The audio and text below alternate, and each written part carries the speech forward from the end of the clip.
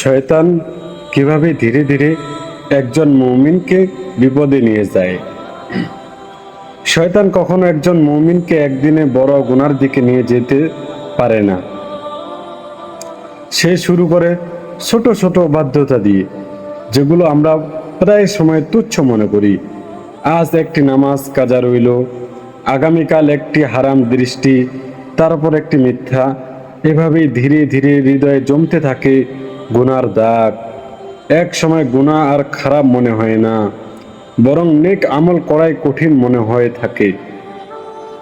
আল্লাহ তাআলা আমাদেরকে সতর্ক করে বলেছেন, হে মুমিনগণ, তোমরা শয়তানের পথ অনুসরণ করো না, কারণ সে তো অশ্লীলতা ও মন্দ কাজের আদেশ দেয়। সূরা আন-নূর আয়াত 21। তাই কোনো গুনাহকে ছোট মনে করো না, কারণ শয়তান দরজা ভাঙে না, সে একটু ফাঁক খুঁজে নেয়। আসুন আমরা আল্লাহর কাছে আশ্রয় চাই এবং তার অনুগত অবিচল থাকার চেষ্টা করি। আল্লাহ আমাদের সবাইকে হেদায়েত দান করুক। আমিন।